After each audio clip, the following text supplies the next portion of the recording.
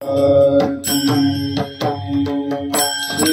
घोड़ा चक्रवर्ती शिव घोड़ा चक्रवर्ती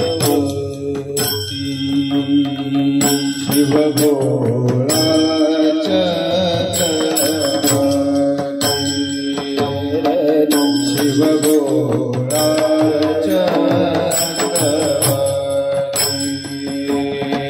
शिव घोड़ा चक्रवर्ती शिव भोळा चक्रवर्ती ज्याचे पाय माझे चित्ती ज्याचे पाय माझे चित्ती वाचे भगता शिव वाचे भगता शिव आचे पाय माझी चित्ती त्याचे पाय माझे चित्ती वाचे भगता शिव वाचे भगता शिव नाम शिव भोळा चक्रवर्ती शिव भोळा चक्रवर्ती शिव भोळा चक्रवर्ती शिव भोळा चक्रवर्ती ज्याचे पाय माझे चित्ती त्याचे पाय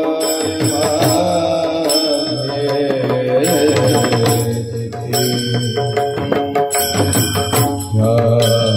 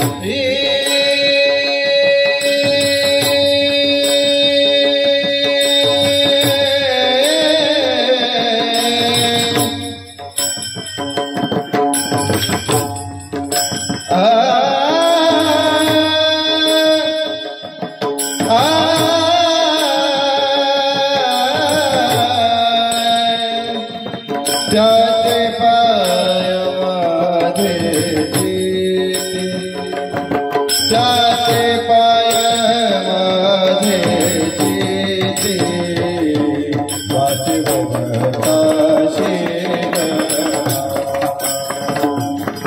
वाचे भगता शिव ज्याचे पाय माझे त्याचे पाय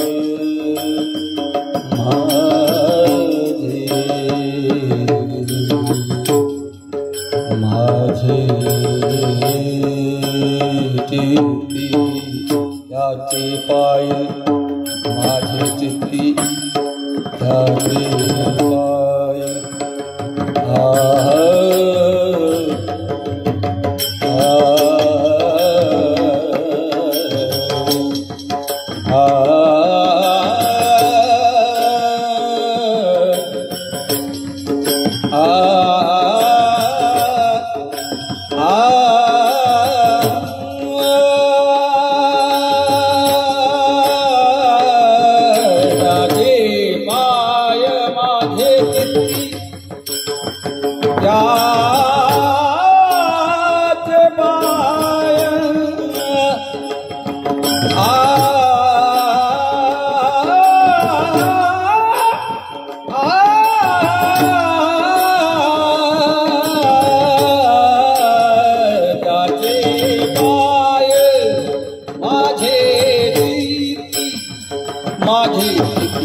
वाचिवता जीवनाम वाचिवता जीवनाम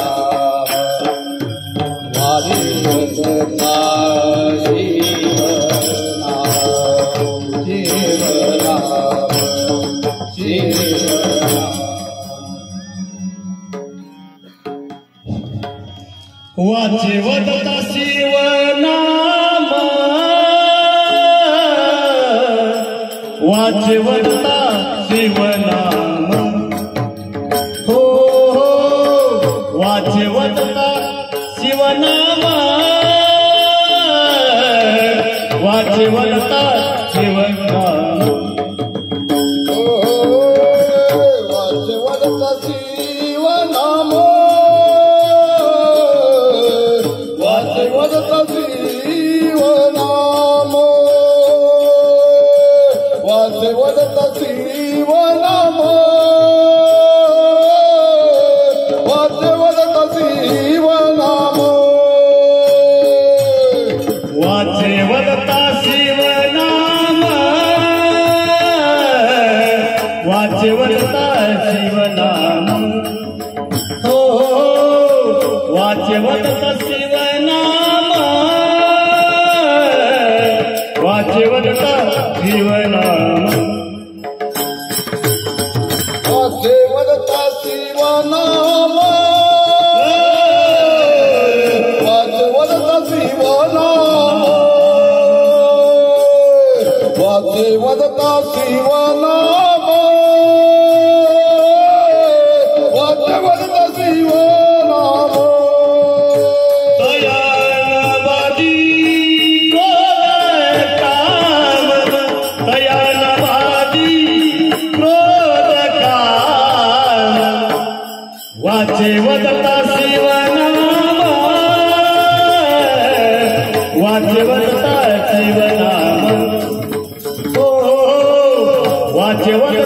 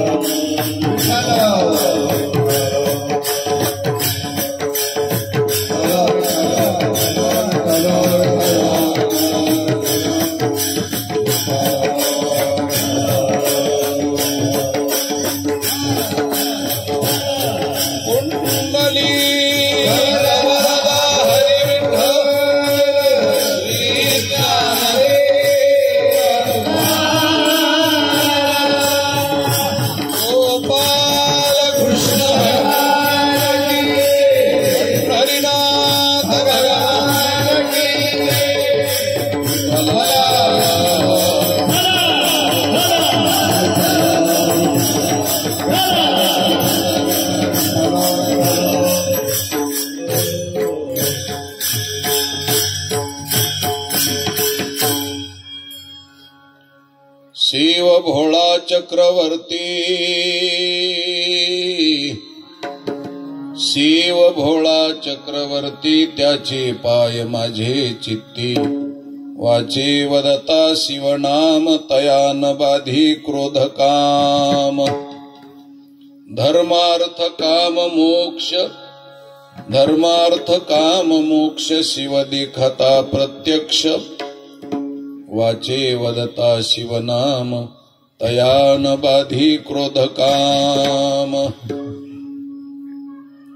एका जनार्दनी शिव, एका जनार्दनी शिव, निवारी कळिकाळाचा भेव, वाचे वदता शिवनाम, तयान बाधी क्रोध काम, विठ्ठल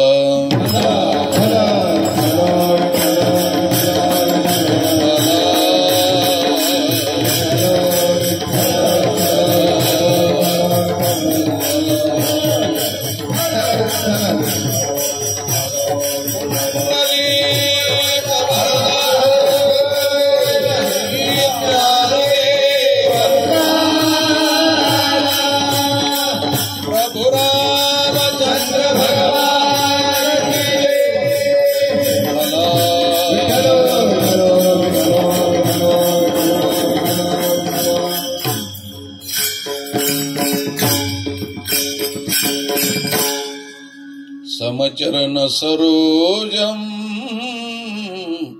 सांद्र नीलांबुदाभम, जघन निहित पानिम, मंडनम मंडनानां, तरुण तुलसीमाला, कंदरम कंजनेत्रम, सदै धवलहासम, विठ्ठलम चिंतयामि, पांडुरंगा करू प्रथम नमन, दुसरे चरण संताचिया, नमो ज्ञानेश्वरा, नमो ज्ञानेश्वरा, निवृत्ती उदारा सोपान देवा, मुक्ताबाई नमो त्रिभुवनी पावनी, अद्यत्रय जननी देवाचिया,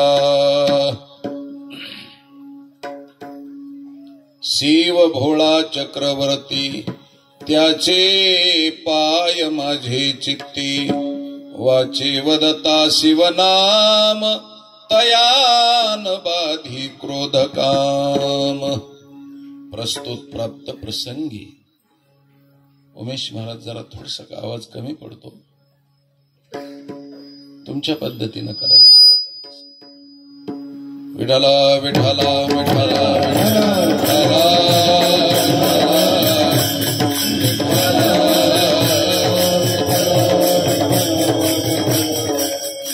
सभा सकळ साधू संतांची, महामुनी विरक्त्यांची, पंडित पाठक ज्ञानियांची, या सकळा ते विनवनी, करा विठ्ठल स्मरण, नामरूपी अनुसंधान. सर्व माता भगिनींच्या पायावरती प्रणिपात लोटांगण घालतो. अधिकार संपन्न असलेला श्रोतृवर्ग त्यांच्याही पायावरती मी नतमस्तक होतो. माझ्या शब्द समरंगनामध्ये, माझी तालस्वराच्या बाबतीमध्ये पाठराखण करणारे माझे टाळकरी बंधू, थाप टाकायची हा, टाळकरी बंधू, त्यांच्याही पायावरती सहस्त्रशः प्रणिपात करतो. उपस्थित असलेल्या सर्व महाराज मंडळींच्या आणि परमार्थातल्या जाणकार मंडळींच्या पायावरती कोटी कोटी प्रणाम करतो. आदरणीय बाबांच्या पायावरती कोटी कोटी प्रणाम करतो. हरिभक्ती परायण परमपूज्य हरिभाऊ महाराज यांच्या 50व्या पुण्यस्मरणाच्या निमित्तानं म्हणजेच सुवर्ण महोत्सवी वर्षाच्या माध्यमातून तथा जगद्गुरु तुकाराम महाराजांच्या त्रिशतकोत्तर अमृत महोत्सवी वर्षाच्या माध्यमातून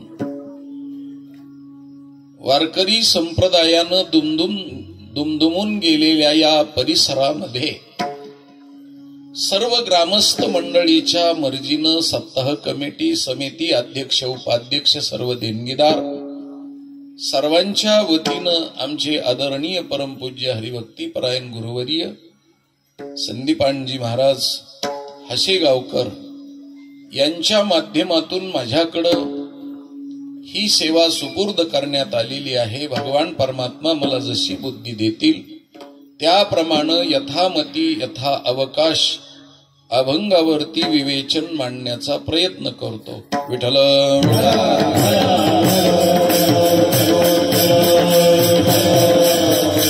आणि त्यामध्ये आदरणीय परमपूज्य हरिभक्ती परायण संजयजी महाराज पाचपूर यांच्या रामकथेनं हा परिसर पुन्हा पुनीत झालेला आहे.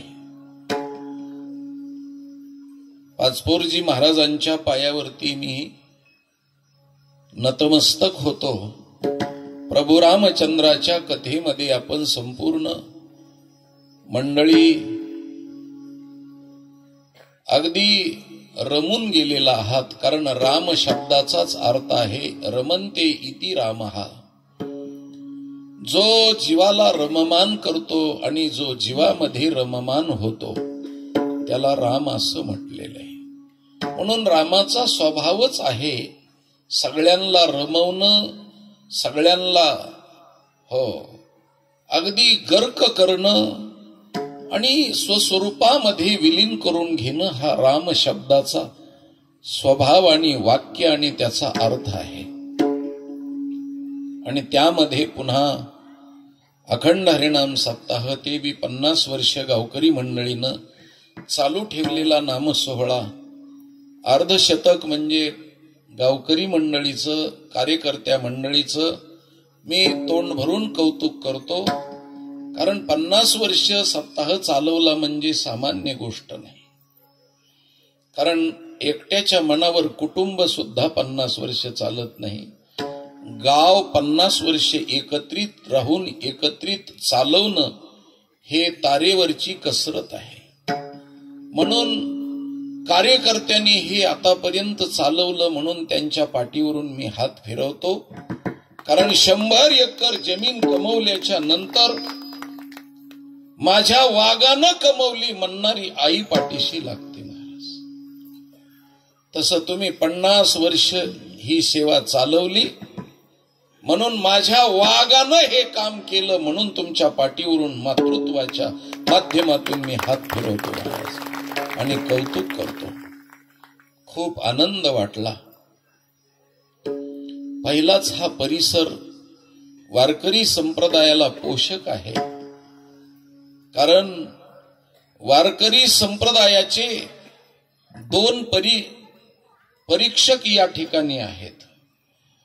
एक परीक्षक आहेत 13व्या शतकामध्ये होऊन गेलेले सगळ्या संतांचं परिशीलन समालोचन करून स्वस्वरूपापर्यंत कोण पोहोचलेत याची परीक्षा घेणारे संत श्रेष्ठ शिरोमणी गोरोबा काका महाराज हे पहिले परीक्षक आहेत.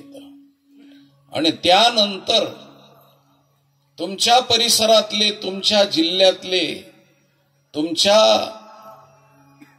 क्षेत्रातले महाराष्ट्रातल्या कीर्तनकाराचे परीक्षक म्हणून संदीपानजी महाराज हसेगावकर हे दुसरे परीक्षक आहेत महाराज. म्हणून मी तर म्हणेल की महाराष्ट्राची परीक्षा घेणारे हे महात्मे या परिसरात जन्माला आलेले आहेत. म्हणून तुमच्या पुढे कीर्तन करणं माझी सुद्धा परीक्षा आहे. विठ्ठल विठ्ठल विठ्ठल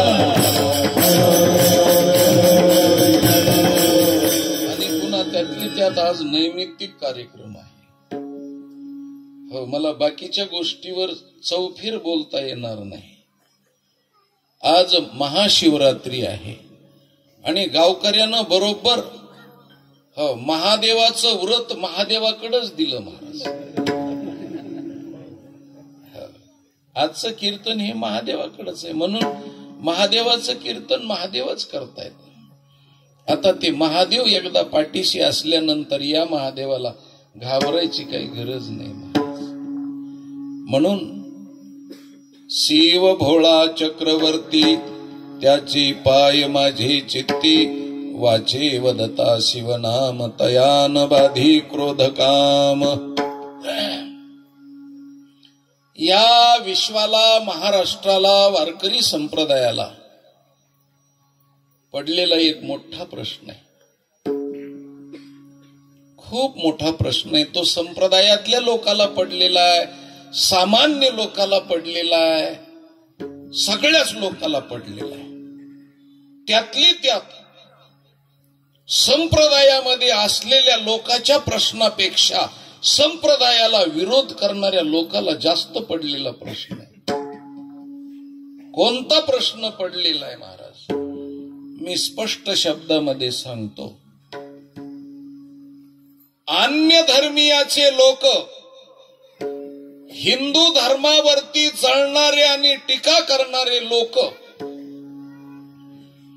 असं समजतात की हिंदू हे अज्ञानी आहेत आणि शिवाची, शंकराची, महादेवाची पूजा करतात. ही एका मानवी अवयवाची पूजा आहे. लिंग आणि योनी ही मानवी दोन व्यक्तीच्या गुप्त अवयवाची ही पूजा आहे. म्हणून अज्ञानी आहेत. जगाच्या पाठीवर हिंदू सोडून लिंग योनीची पूजा कुणीच करणार नाही. म्हणून हिंदू धर्मातले लोक अज्ञानी आहेत असा त्यांचा समज आणि गैरसमज आहे. आणि आपल्यालाही अजून माहिती नाही की ही लिंग योनी म्हणजे काय आणि पिंड म्हणजे काय, शिव म्हणजे काय, आपल्यालाही माहित नाही आणि त्याची उत्तर देणारेही मिळत नाहीत. आणि पिढ्यानपिढ्या त्या प्रश्नाची वाटचाल जे चालू आहे ते त्या प्रश्नाचं उत्तरच कुणी दिलं नाही. नेमकं शिवलिंग म्हणजे काय, शिवयोनी म्हणजे काय आणि शिवलिंग आणि योनी मिळून झालेली पिंड म्हणजे काय, हे काय आहे आणि हे गुप्त आहे. आणि पुन्हा त्याच्या पुढे जो बसलेला नंदी आहे तो तर त्याच्याही पेक्षा बैलाची पूजा प्रगत असलेल्या माणसानं करावी. जिवंत बैलाची करीनात का, पण त्या बैलाची प्रतिमा दारामध्ये शंकराच्या पुढे उभी करून त्या बैलाच्या त्याची बी पूजा करायची, त्याचाही अभिषेक करायचा आणि त्या लिंग योनीच्या आणि पिंडीच्या अगोदर बैलाचं दर्शन घ्यायचं, नंतर जायचं. म्हणजे हे पूर्ण अज्ञानपणाचं लक्षण आहे असं सध्याच्या काळातले बुद्धिवान, ज्यांच्याकडे बुद्धीचा वाण आहे, ज्यांच्याकडे बुद्धीची कमतरता आहे पण आम्ही बुद्धिमान आहोत असं म्हणून घेणारे पढत मूर्ख, त्याला एका भाषेत बोलायचं ठरलं तर पढत मूर्ख. आणि ते असे प्रश्न निर्माण करून बुद्धिभेद करण्याचं काम ते फार मोठ्या हिरिरीनं करतात आणि अव्याहतपणे चालू आहे त्यांचं काम. किती बी जरी सांगितलं तरी त्यांना कळत नाही. खरे बैल जर कुठं पाहिजे असतील तर तेच बैल आहेत.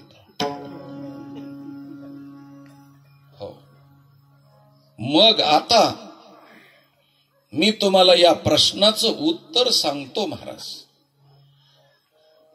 हो, लिंग शब्दाचा अर्थ होतो प्रतीक. संस्कृत मध्ये लिंग शब्दाचा अर्थ होतो प्रतीक. आता जर शंकराच्या लिंगाला लिंग म्हटलं जातं तर पांडुरंगाला लिंग म्हणण्याची काय गरज आहे? पण शंकराचार्यानं स्तोत्र म्हणत असताना महायोग पीठे तटे भीमराध्यम वरम पुंडरीकाय दातुम मुनींद्रैहि समागत्य तिष्ठन्त मानंद कंदम परब्रह्मलिंगम भजे पांडुरंगम. मग शंकराचं लिंग जर मानवी लिंग आहे तर भगवान परमात्मा विटेवर उभा राहिलेले बी लिंग आहेत. मग ती मानवी लिंगाची पूजा आहे का? एक प्रश्न. दुसरी गोष्ट, ज्यांना अध्यात्म कळतं, हे स्थूल शरीर आहे आणि या स्थूल शरीराच्या मध्ये एक लिंग शरीर आहे. मग जे 17 तत्वाच्या संघाताचं मिळून बनलेलं जे लिंग शरीर आहे, ज्याला सूक्ष्म शरीर म्हटलं जातं. सूक्ष्म शब्दाचा अर्थ लिंग आणि लिंग शब्दाचा अर्थ सूक्ष्म. लहान, लहानात लहान असतं त्याला लिंग म्हटलं जातं. म्हणून या सूक्ष्म शरीरामध्ये, स्थूल शरीरामध्ये सूक्ष्म शरीर आहे, त्याला लिंग शरीर म्हटलं जातं. मग ते मानवी लिंग आहे का? तिसरा प्रश्न विचारतो. राजा रावणाच्या लंकेला सुद्धा लिंग म्हटलेलं आहे महाराज. विठ्ठल विठ्ठल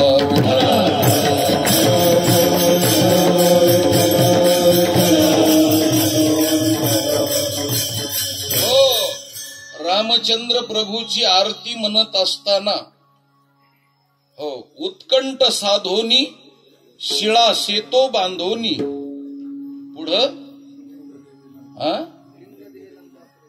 लिंग देह लंकापूर विध्वंसनी. मग ही सगळी लंका म्हणजे मानवी लिंग झालं का? मी प्रश्न आणि त्या प्रश्नाची दुजोराने उत्तर देतो महाराज. लिंग शब्दाचा अर्थ आहे प्रतीक. प्रतीक कशाला म्हणतात? तर स्थूल आणि त्याचं सूक्ष्म असतं प्रतिकृती, त्याला प्रतीक म्हटलं जातं. उदाहरणार्थ, गणपतीचं आवाहन करून सुपारीवरती आपण ज्यावेळेस गणपती निर्माण करतो त्यावेळेस ती सुपारी म्हणजे गणपती का? नाही. मग ती सुपारी गणपती नाही का? गणपतीचं प्रतीक म्हणजे ती सुपारी आहे.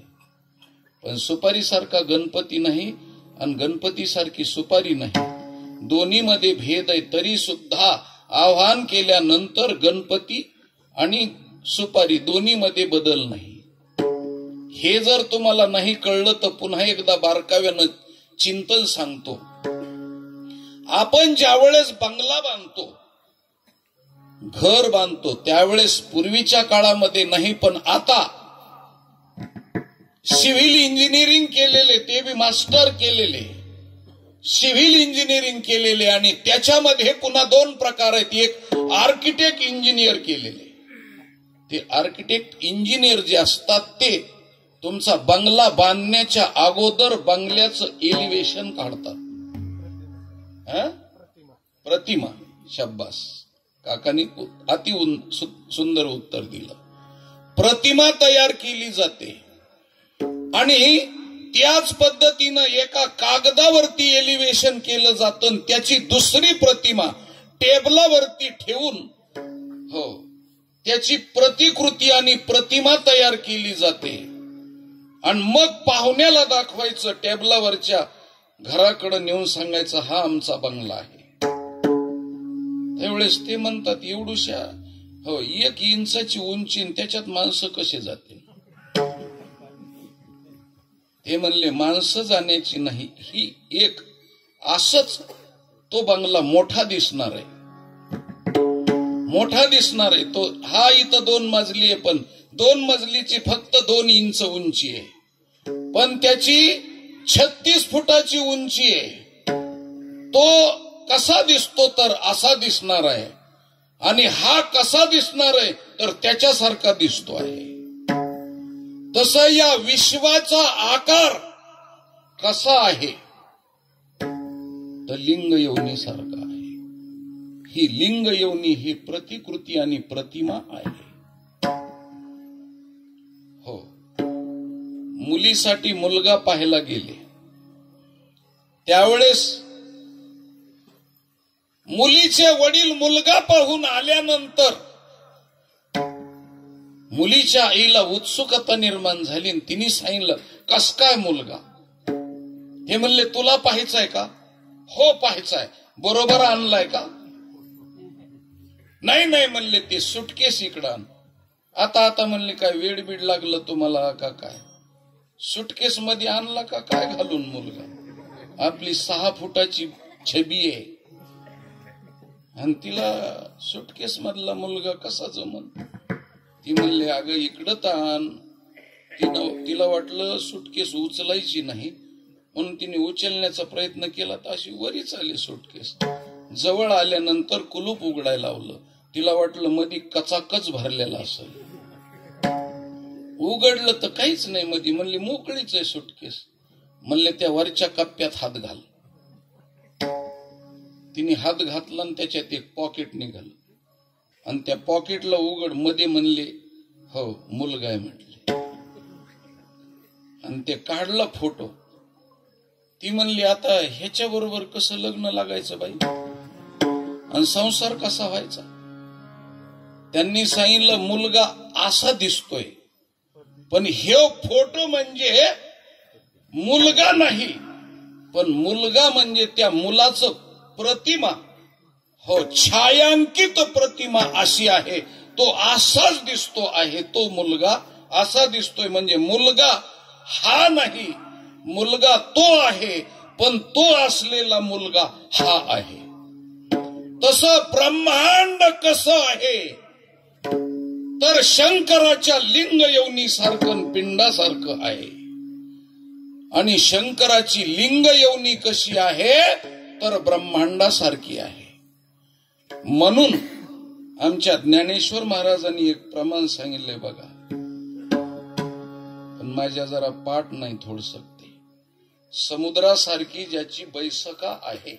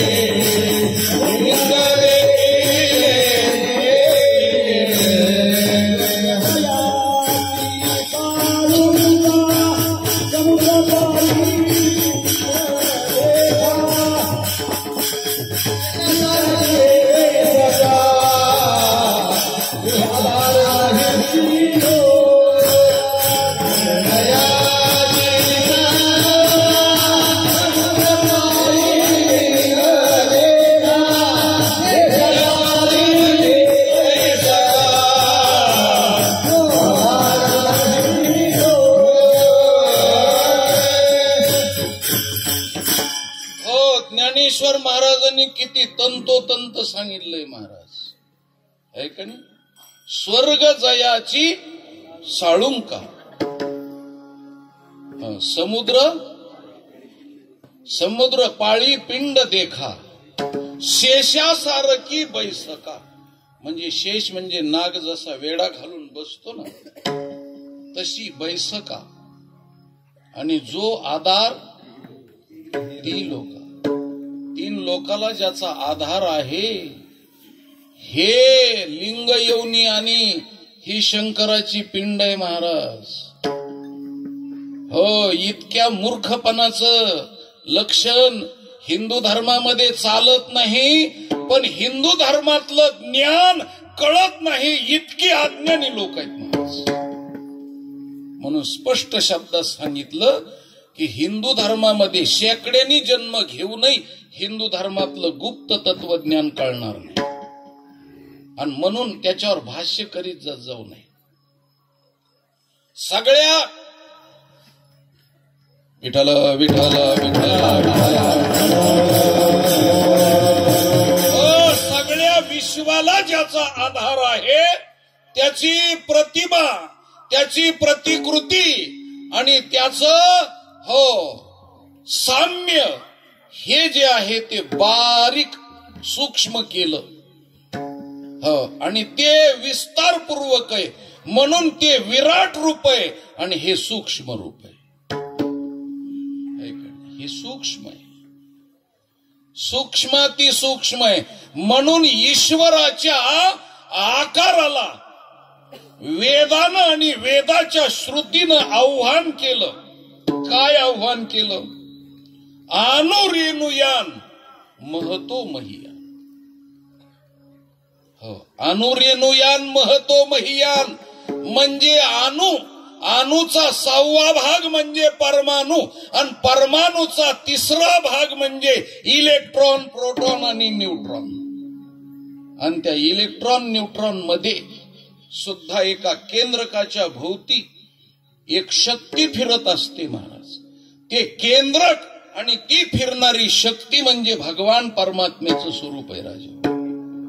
म्हणून विज्ञान भौतिक शास्त्र किती बी पुढे गेलं, इलेक्ट्रॉन प्रोटॉन.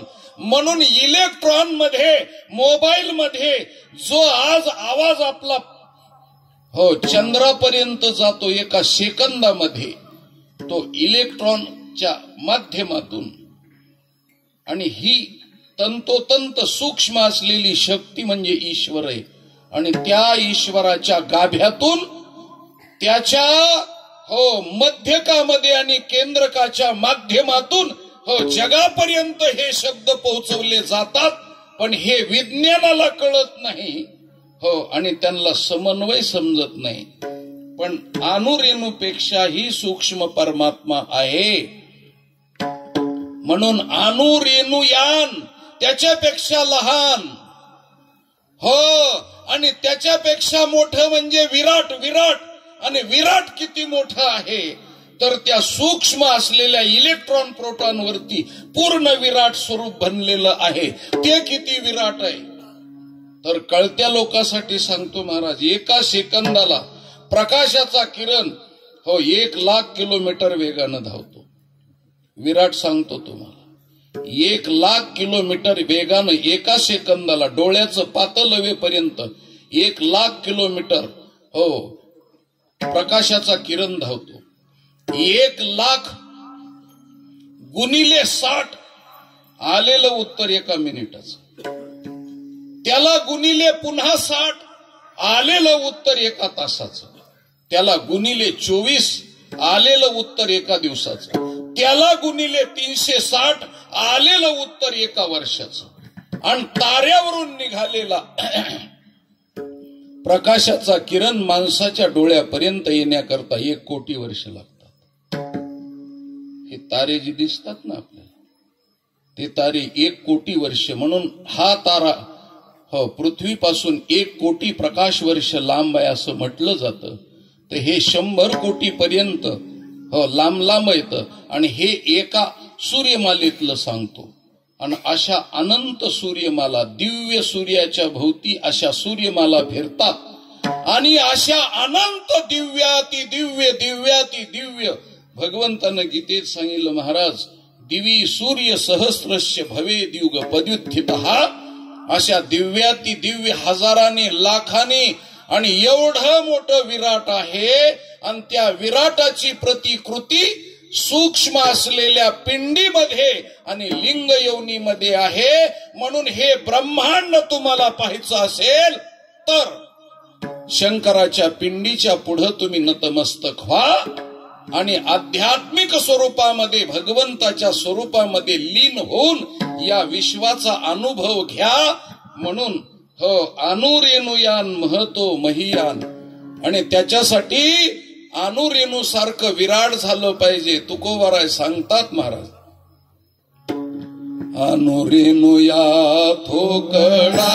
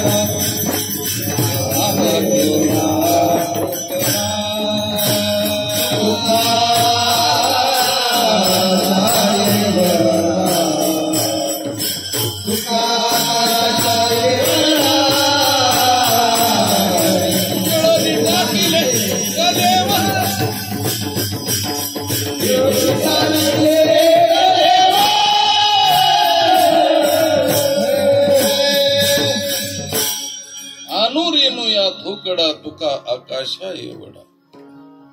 मला एकच गोष्ट सांगायची की पिंड कशाला म्हणतात, लिंग कशाला म्हणतात, योनी कशाला म्हणतात. आता लिंग सांगितलं, योनी कशाला म्हणतात महाराज, तर योनी म्हणजे 84 लक्ष योनी. ज्या योनीच्या माध्यमातून, ज्या स्त्रोताच्या माध्यमातून, ज्या प्रस्थानाच्या माध्यमातून 84 लक्ष योनी बाहेर पडतात आणि त्या योनीमध्ये जन्म जीवाचा होतो त्याला योनी म्हटलं जातं. हो, आणि अशा सृष्टीला निर्माण करणारी जी भगवंताची चिद शक्ती आणि भगवंताची माया आणि भगवंताचं स्वरूप असं असलेलं ते दृंगमात्र आहे आणि ते योनीच्या रूपामध्ये आहे. म्हणून तुमचा आमचा जन्म जिथून होतो त्या स्वरूपाच्या ठिकाणची स्थिती म्हणजे लिंग योनी.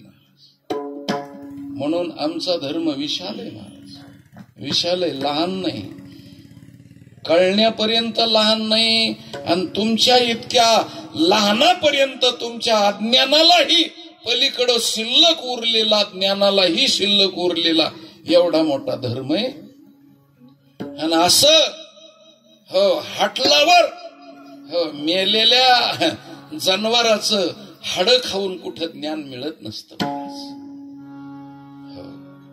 आणि असे बोर्डावरती बुटाड घालून शिकल्यानं मिळत नसतं महाराज. त्याच्याकरता सिद्ध पुरुषाच्या सानिध्यात राहावं लागतं आणि पांत अध्ययन करावं लागतं.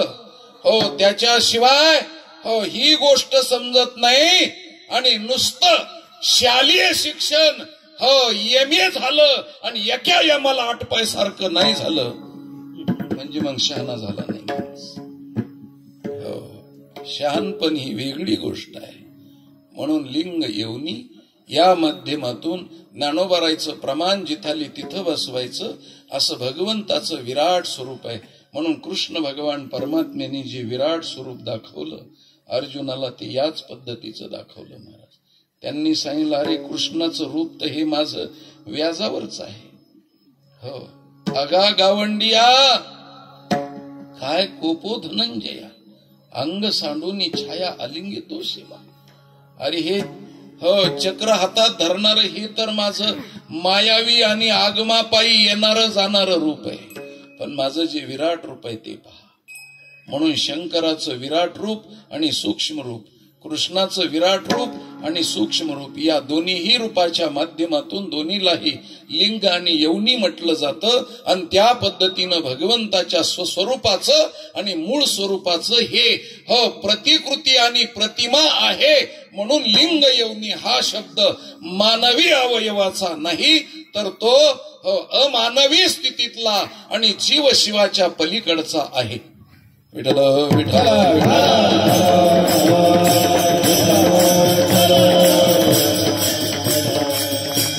आणि तुम्हा दोघालाही सांगतो, तुम्ही ऐकण्यामध्ये गुंग होऊ नका.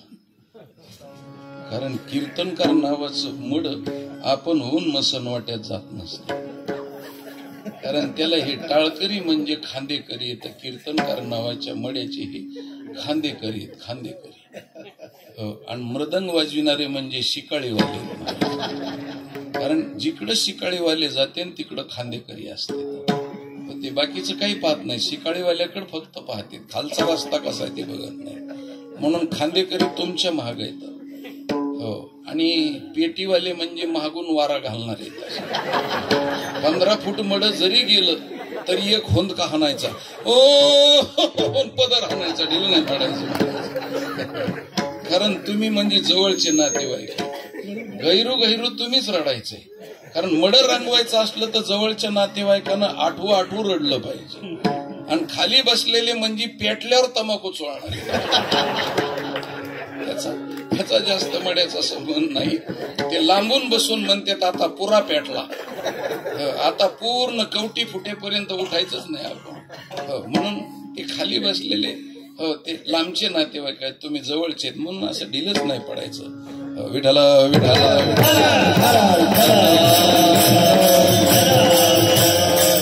आणि त्यातले त्यात काय झालं की माझा आवाज बसलाय.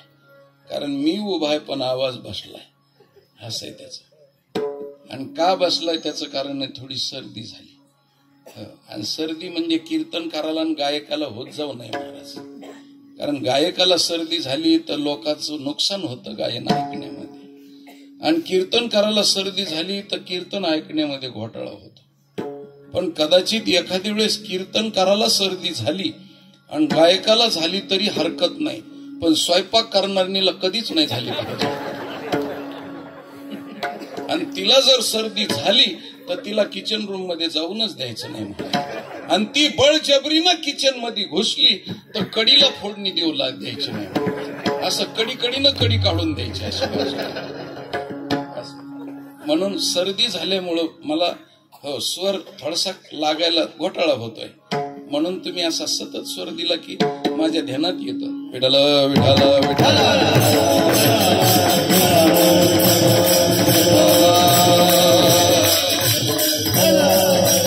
शिव शब्दाची व्याख्या काय आहे? शिव शब्द म्हणजे काय? तर शिव शब्दाची व्याख्या आहे, 2 गावामध्ये एक शिव असते महाराज. आपलं नायगाव आणि पलीकडं रायगाव आहे का नाही? दोन्ही गावाच्या मध्ये शिव आहे का नाही? आहे. मग हो, ती शिव आहे. म्हणून रायगावांचा किती मोठा माणूस असला आणि किती जमीनदार असला तर त्यांनी त्याच्या गावामध्ये चालवायचं, इथं येऊन सरपंच पदाला उभं नाही राहायचं. म्हणून आपल्याकडे म्हणतात गावचा गाव बळी आणि पुढचं टिंब तुम्ही म्हणा, मी म्हणत नाही. म्हणून दोन्हीच्या मध्ये शिव असते. शिव इकडच्यानी बी तिकडे जाऊन हस्तक्षेप करायचा नाही आणि तिकडच्यानी इकडे हस्तक्षेप करायचा नाही. इकडच्यानं त्या रायगावांमध्ये जरी जमीन घेतली तरी वर्गणी मागितली पटकन देऊन टाकायची. इकडं जसं हाबूक ठोकता येते देणार नाही म्हणून, तशी तिकडं नाही ठोकता येणार. तिकडं तुम्हाला पटकन वर्गणी, कारण जमीन तिकडे आहे ना, त्याच्यामुळे तिकडच्या कुणी बी वर्गणी मागितली ते देता येते. पण इथं जर समजा मोठ्यानी मागितली तरी नाही सुद्धा म्हणता येते. पण आता इथं एवढा कार्यक्रम आहे ती नाही म्हणत नसते. मला त्या कार्यक्रमाहून अंदाजा येतो की नाही म्हणत नसते. हो, पण मी त्याच्यातला दृष्टांत तुम्हाला सांगितला. विठाल विठाल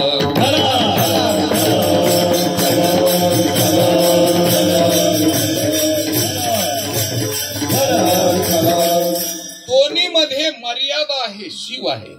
मर्यादा शब्द, शिव शब्दाचा अर्थ मर्यादा आहे. तसा शंकर भगवान परमात्मा मर्यादावान आहेत महाराज. आमचे प्रभू रामचंद्र ज्यांची कथा आहे ते पुरुषोत्तम रामचंद्र प्रभू कसे आहेत?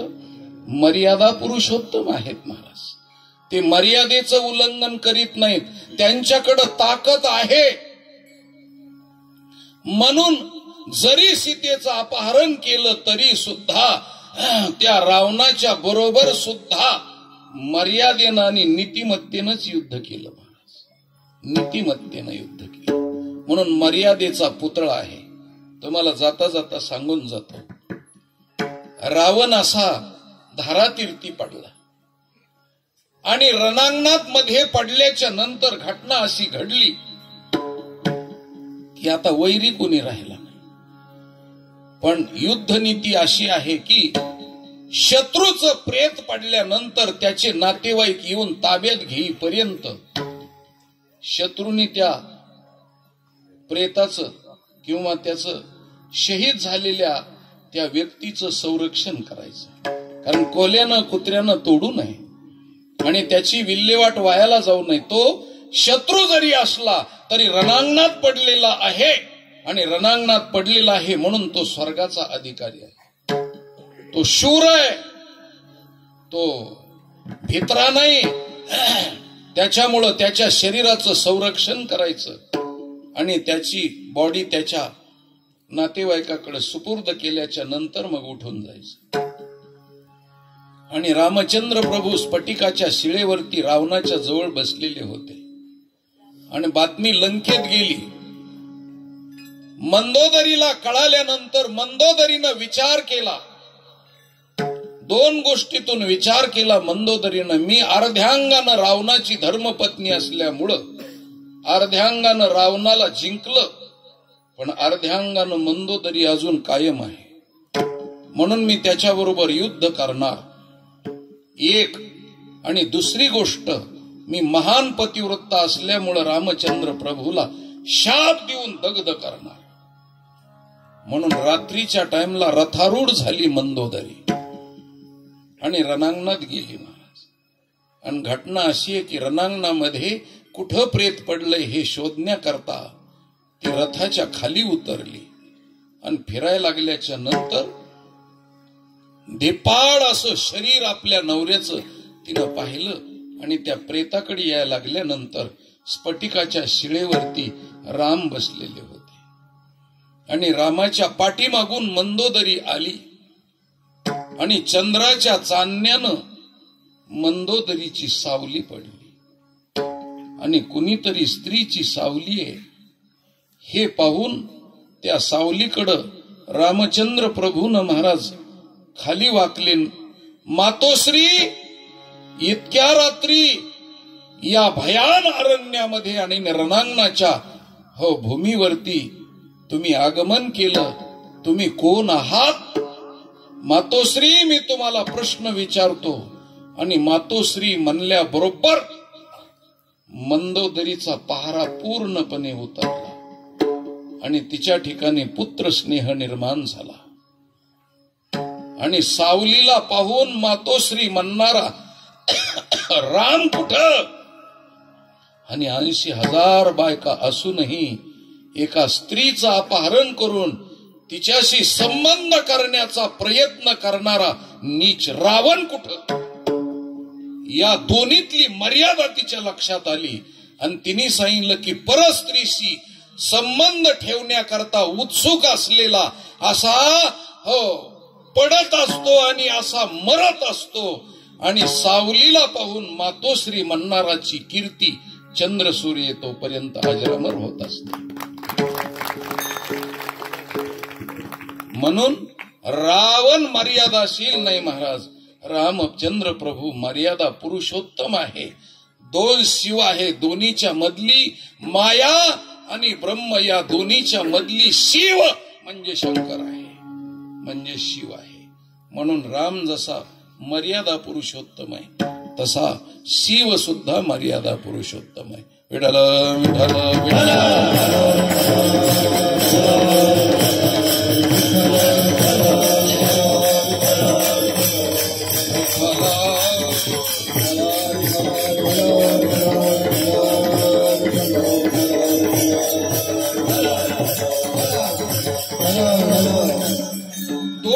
मधली शिव. याच्यानंतर पुन्हा तुम्हाला दुसरा दृष्टांत सांगतो. आपल्याकडं कबड्डी खेळते. कबड्डी हा शब्द तिकडून पाश्चात्याकडून आलेला आहे आपल्याला, कारण आपल्याला पाश्चात्याच्या शब्दाची फार हौस आहे पण फार मोठी पण आहे. पण खालच्या थराचे शब्द असते, शिवीगाळ दिलेले शब्द असते, ते माहितीच नाही आपल्याला तिकडून. म्हणून धूर्त लोक आहेत महाराज. आता तुम्हाला क्षमा मागून बोलतो, माझ्या माता भगिनी माझ्या समोर येतात. हजारांनी शब्द मी पाश्चात्याकडून आलेले किती नीच प्रकृतीचे आहेत हे तुम्हाला सांगल, कारण मी इसवी सन 1974चा ग्रॅज्युएट आहे म्हणून, आणि मला संपूर्ण हिंदी, इंग्लिश, संस्कृत आणि मराठी 4 भाषा येतात महाराज. म्हणून त्याचं संशोधन करणार आहे. 25 लाख रुपयाचे ग्रंथ आहेत माझ्याकडं हिंदी, इंग्लिश, संस्कृत मधले, सतत अभ्यास करीत असतो. म्हणून 22 धर्माचा अभ्यास करून बोलतो. एक एक शब्द सांगतो तुम्हाला, कळण्यासाठी गोष्ट सांगतो महाराज.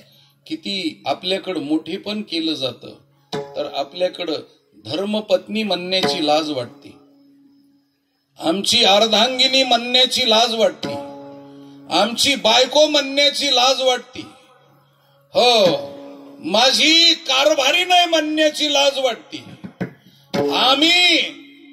आमची ग्रहलक्ष्मी आहे असं म्हणण्याची लाज वाटते.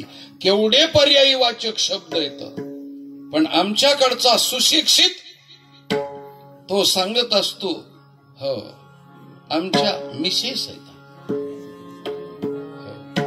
कोण आहेत म्हणल्याबरोबर आमच्या मिसेस आहेत, हो असं उच्च लेवलला सांगतात ते. पण मिसेस शब्दाची व्याख्या सांगू का? पुन्हा एकदा माझ्या माता भगिनींची माफी मागून बोलतो. मला चावट सारखं बोलायला बोलवलेलं नाही, पण वस्तुस्थिती सांगतो. ज्या स्त्रीनं 100च्या पुढे पुरुष वलांडलेले तर तिला मिसेस म्हणतात महाराज. आणि आम्ही आमच्या धर्मपत्नीची ओळख मिसेस म्हणून करून देतो. काय आपले डोके भैकले. हो, शिकलेल्या परिस्थितीमध्ये महाराज आम्ही खूप मोठा सी केलेला आहे. नाही का करंट लागला? आमच्या शिकलेल्या माणसांनी धर्मामध्ये खूप मोठा सी केलेला आहे.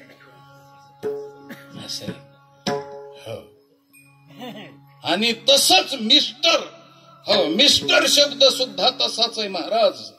हो, असंख्य स्त्रीशी जिचा संबंध आला त्याला मिस्टर म्हणतात, आणि पत्नी सांगते आमचे मिस्टर आहेत, आणि त्यांनी म्हणायचं मिसेस आहेत. किती खालच्या थराला गोष्टी गेल्या, हो तरी बी आम्ही उच्च सुशिक्षित म्हणून घेतो एकमेकाला. हो, टॉयलेट म्हणलं की मोकळं मोकळं झाल्यासारखं वाटतं. हो, बिलकुल काहीच राहिलं नाही, बिलकुल पोटात काही नाही राहिलं. कुठं गेले टॉयलेटला एकदम फ्रेश झालं, पण कुठं गेले हागायला तोंडच भरल्यासारखं वाटतं. काय गावरान महाराजाला बोलविले तुम्ही, हागणं म्हणजे तोंडच भरलं महाराज. हागणं म्हणल्यावर वाईट वाटतं, आणि टॉयलेट म्हणलं की फ्रेश वाटतं, मोकळं. लाखानी शब्द आहेत महाराज, लाखानी. म्हणून चुकीच्या मार्गाने जाऊ नका. हो, आणि सुशिक्षितपणाच्या नावाखाली अडाणी पण समाजामध्ये फैलू नका महाराज. हो, म्हणून कॉलेजमध्ये नुसते काटेरी जंगल तयार करायचं काम चालू आहे महाराज. फक्त काटेरी जंगल. आणि काटेरी जंगल म्हणजे तिथं गेल्याच्या नंतर सगळ्यात जास्त चारित्र्याला धोका आहे महाराज. म्हणजे कॉलेज शिकू नका असं माझं म्हणणं बिलकुल नाही. शिकणं ही अत्यंत गरजेची, पण सुसंस्कृत शिक्षण मुलांना घडलं पाहिजे महाराज. महात्मा गांधीजीचं शिक्षण म्हणजे बॅरिस्टर होते, ते बी तहसीलच्या वकिलाची केस घेत नव्हते ते, आणि जिल्हा न्यायालयाची बी नाही. 2 राज्याच्या 2 देशाच्या भांडणामध्ये अब्जावधी रुपयाची मिळगत महात्मा गांधीजीला होत होती. पण त्यांनी पाहिलं की माझ्या देशातला माणूस स्वातंत्र्याच्या हो अपेक्षेनं खिचपत पडलेला आहे आणि दुःखामध्ये पडलेला आहे. म्हणून महाराज हो काळा कोट फेकून दिला, ती टॉय फेकून दिली, ते शिक्षण बाजूला ठेवलं. ज्या क्षणाला शी म्हणण्याची वेळ आलेली आहे ते शिक्षण बाजूला टाकलं आणि देशाच्या स्वातंत्र्यासाठी ते झटले. म्हणून चंद्र सूर्य तोपर्यंत त्यांचे विचार कधी संपणारे नाहीत महाराज. म्हणून एक पंचा पांघरले आणि एक पंचा नेसले, याला सुसंस्कृत शिक्षण म्हणतात. आणि असं सुसंस्कृत शिक्षण आपल्या लोकांच्या भल्यासाठी तरी त्या शिक्षणाचा उपयोग व्हावा, पण आपल्या लोकांचे कातडे वरबाडून त्याच्यावरती आपलं पोट भरणं ह्याला शिक्षण म्हणत नाहीत महाराज, आणि याला सुशिक्षित म्हणत नाहीत. म्हणून मी चिंतन एवढ्याच गोष्टीसाठी सांगितलं की मर्यादा शिव म्हणजे मर्यादा आहे एक, आणि त्याच्यानंतर दुसरा शब्द कबड्डी, आपल्याकडे त्याला हुतुतू म्हणते, आहे का नाही? ज्याचं वर्णन महाराज हो कृष्ण भगवान परमात्म्याने खेळलेलं आहे महाराज, सांगता येईल का? हो विठ्ठल विठ्ठल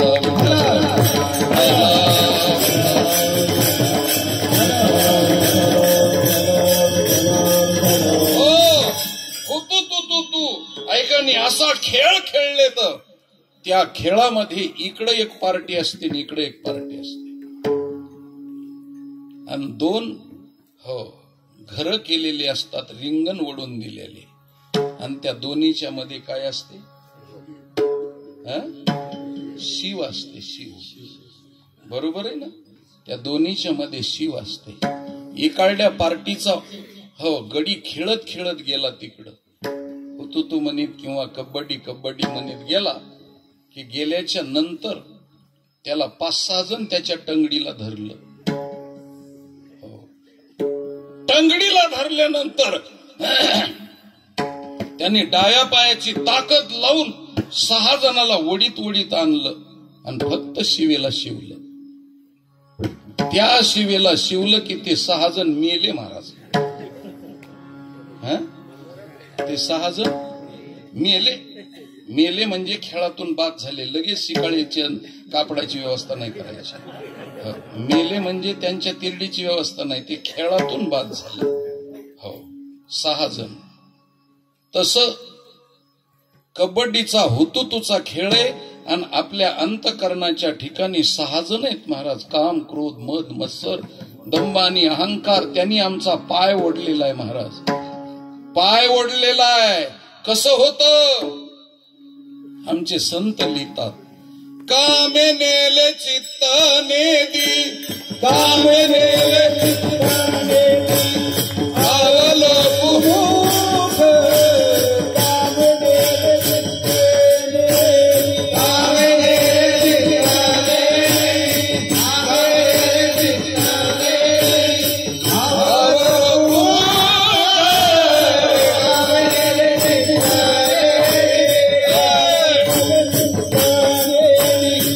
कामे नेले चित्त नेदी, आवलो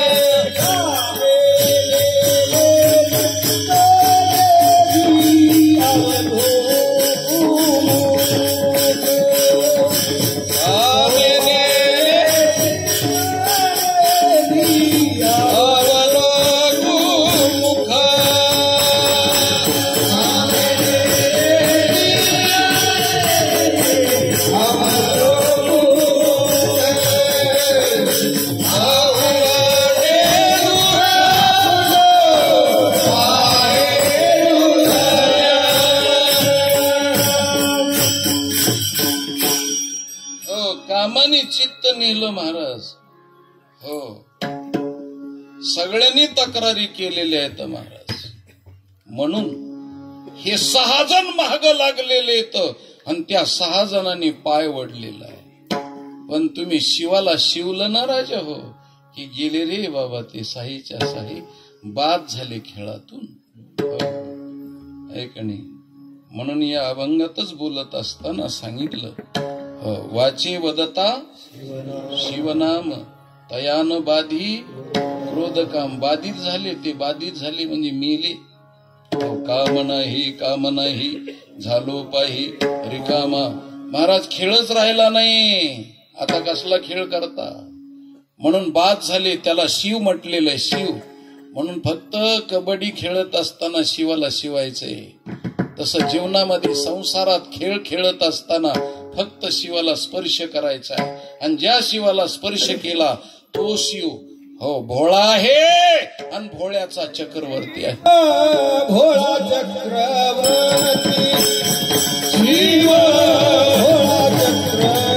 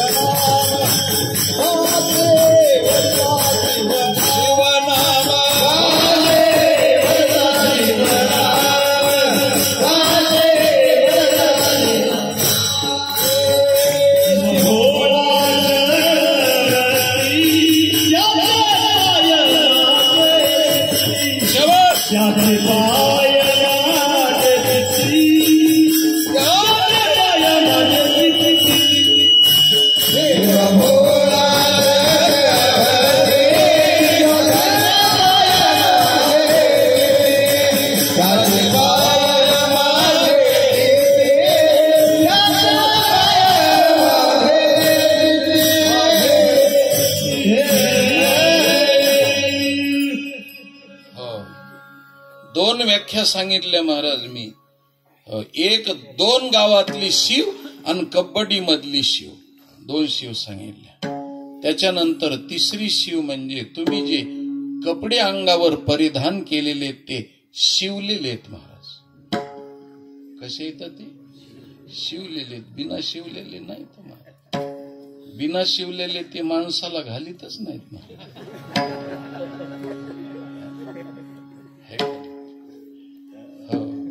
म्हणून तो कपडा सांगतो महाराज टेलरला, कपडा कहे दर्जी को तू क्या फाड़े मुझको. कपडा कहे दर्जी को तू क्या फाड़े मुझको, एक बखत ऐसा आए तो मैं ढकाऊंगा तुझको. मी तुला झाकून टाकीन बिना फाडता. काय जन्मभर फाडीत बसलास मला तू, आणि पुन्हा फाडतोस आणि पुन्हा शिवतोस, पुन्हा फाडतोस आणि पुन्हा शिवतोस. आहे का नाही? असं शिवणं म्हणजे शिवाच्या स्वस्वरूपाचं शिवणं आहे महाराज. म्हणून नामदेवरायांनी सांगितलं की मी शिंपी आहे आणि शिंपी असल्यामुळं शिवणारा आहे. मग मी काय शिवलं तर रात्री माझी शिवी दिवसा माझी शिवी, आरानुक जीवी नाही माझ्या. हो, शिंपियाचे वंशी माझा जन्म झाला, परी हेतू राहिला सदा शिवी. हो, ई आ आत सप्तमी विभक्ती आहे, व्याकरण कळत असेल त्यांना. हो, त्याच्यात शिवामध्ये सदा शिव, त्याच्यामध्ये माझी सदा शिवामध्ये माझी वृत्ती राहिली. रात्री माझी शिवी दिवसा माझी शिवी, आरानुक जीवी नाही माझ्या. म्हणजे रात्रंदिवस मी शिवाचं ध्यान केलं. रात्रंदिवस मी शिवाचं स्मरण केलं. हो, नाथ महाराजांनी जसं सांगितलं ना, सत्व गाठी उमगा तेने सफळ होईल शिमगा. तुम्ही हेच गाणे गा, तुम्ही हसू नका, हसू नका. शिमगा शब्दाची व्याख्या आहे शिव उमगा इति शिमगा. शिवाला ओळखा आणि शिवाच्या नामस्मरणाचं गाणं गा. माझं बोलणं हसण्यावारी नेऊ नका. म्हणून शिवाला ओळखा. कारण का ओळखा तर होळीच्या दिवशी शंकरानं काम मदन दहन केला, कोळसा केला आणि त्याची राख रांगोळी केली. म्हणून होळीच्या दिवशी शंकराचं गाणं गायला सांगितलंय. हो, नाथ महाराजांनी सत्व गाठी उमगा तेने सफळ होईल शिमगा. शिव उमगा इति शिव एवम गा इति शिवाचं गाणं गा. म्हणून शिवाचं शंकराचं गाणं गायलं. म्हणून आमच्या नामदेवरायनं शिवलं महाराज. काय शिवलं? हो, नामा मने शिवी विठ्ठलाची अंगी आणि तेनेची मी जगी धन्य झालो. मी विठ्ठलाचं हो अंगरखा शिवला. नामदेवराय आता असते तर म्हणले असते नामा मने शिवी विठ्ठलाचं शर्ट. आता अंगरखा वगैरे असं जुने शब्द कुणी उच्चारित नाही महाराज. है का नाही? अंगरखा खरं म्हणजे अंगरखाच आहे महाराज. अंगाला राखतो त्याला अंग राखा इति अंगरखा असा शब्द आहे महाराज. तो अंगरखा खरा शब्द आहे, पण ते तिकडून आला शर्ट. त्याचा काहीच अर्थ नाही. हो, डोक्याला टक म्हणते टक. हो, म्हणून रामेश्वरी चरणी टकची ठेले ह्याला टक म्हणते. आणि टकावरून टकुर झालंय. टक शब्दावरून टकुर शब्द झालाय. म्हणून मराठवाड्यातला शब्द आहे टकुर. आहे का नाही? जास्त टकुर चालू नको हो असं म्हणतात. आणि ह्या टकाला आणि टकुऱ्याला जे झाकीत असतं ते टकूच. आता हे बऱ्याचशा टकूच्याला कळत नाही की ह्याला टकूचं का म्हणतात. कारण टकूचं का कळत नाही त्याचं कारण आहे माकड टोप्या निघाल्यात. आणि माकडं पाहून माकड टोप्या निघाल्या महाराज. टकूचं राहिलं नाही. हो, तसं अंगाला राखतो तो अंग राखा अंगरखा. नामा मने शिवी हो विठ्ठलाची अंगी आणि तेनेची मी जगी धन्य झालो. सुई आणि सुतळी कात्री गज दोरा आणि मांडीला पसारा सदाशिवी. म्हणून सतत शिवत राहणं हो फाटलेलं हे हो नाथ महाराजांनी सांगताना सांगितलं हे फाटकच लुगडे. हे स्थूल शरीर हे नाम मात्र लुगडे परी ते सुतची उघडे. कारण या शरीराला कुणी लुगडं म्हणलं महाराज. नाथ महाराजांनी याला लुगडं म्हटलं. आमच्या ज्ञानोबारायांनी याला घोंगडी म्हटलं. हो, त्यानंतर भगवंतांनी याला वस्त्र म्हणलं. वासांशी जीर्णानी जैसे जीर्ण वस्त्र सांडीजे. ज्ञानेश्वरी मध्ये भगवंतांनी याला वस्त्र म्हणलं महाराज. हो, तर मीराबाईनं याला चादर म्हटलं. चदरिया झिनी रे झिनी. हो, तर त्या तुकडोजी महाराजांनी ह्याला गोदडी म्हटलं महाराज. म्हणून हे अंगरखा आहे आणि याच्यामध्ये जे सूक्ष्म शरीर आहे ते 17 तत्वाच्या संघाताची चोळी आहे आणि कर्माच्या दोऱ्यानं त्या दोन्हीला बांधलेलं आहे. म्हणून फाटकेच लुगडे तुटकीच चोळी शिवाया दोरा नाही मला दादुल्या न लगे बाई. हे नाथ महाराज सांगत असताना यातून हे लुगडं फाटकं आहे. नवाठाई फाटून गेलेलं लुगड आहे आणि ते सूक्ष्म शरीर म्हणजे चोळी आहे चोळी. आणि या दोन्हीचा वियोग मृत्यूच्या टाइमला झाला की आता कर्म समाप्त झालं. तुटला कर्माचा दोरा आणि एर वावगाची पसारा. आता त्याला कर्माचा दोरा शिल्लक उरलेला नाही म्हणून शिवता येत नाही. शिवायचा असेल तर त्याला कर्माचा दोरा लागतो. म्हणून नाथ महाराजांनी सांगताना तसं हो शंकर भगवान परमात्म्याच्या शिवाच्या बाबतीमध्ये ब्रह्मदोरा लागतो. जो ब्रह्मदोरा मुक्ताईनं लावला महाराज. हो, विश्वपट ब्रह्मदोरा विश्वपट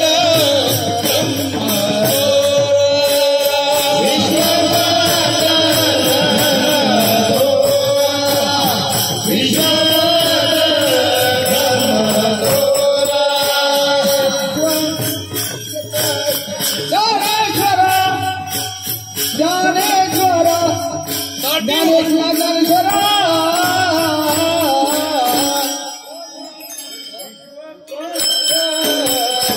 ब्रह्मदोरा गाठी उघडा ज्ञानेश्वरा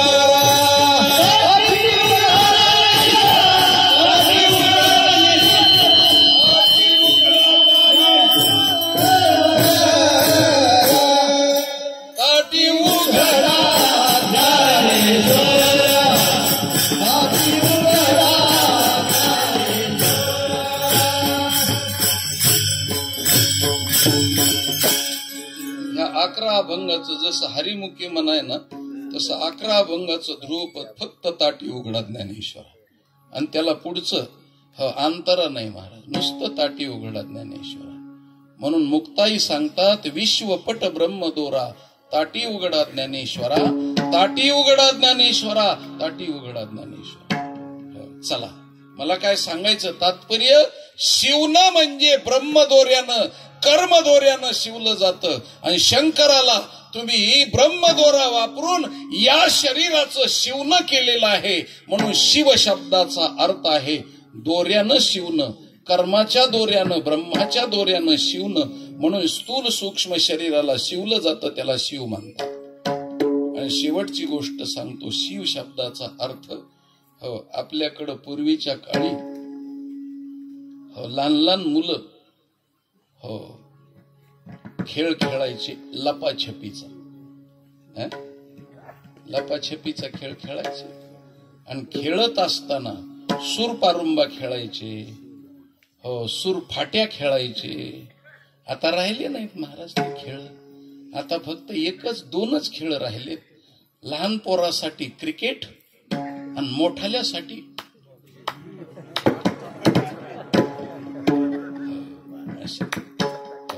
टाइमपास खेळत येत ते, जास्त नाही तसं 1-2 एकर जाईपर्यंत. एकदा बसल्यानंतर आपल्या लोकांनी 1 एकर गेलं तरी हरकत नाही, पण जोकर जाऊ द्यायची नाही. काही लोक म्हणते ना आपल्याच गटाचा माणूस दिसतोय, कीर्तन झाल्यावर बोलवा त्यांना एकदा खेळायला. असं विठाला विठाला विठाला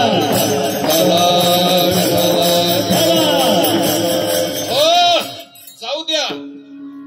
पूर्वीच्या काळात 700 खेळ आहेत महाराज. आपल्या संप्रदायामध्ये 700 खेळ आहेत, थोडे तितके नाही. आणि 700 खेळ आहेत त्याच्यापैकी एक कृष्णा कशी खेळू रे लपंडाई. तुला 1000 डोळे, लपू कुठं, आणि तू कुठं बी गेलं तरी लपला तरी सुद्धा तू शिवतोस.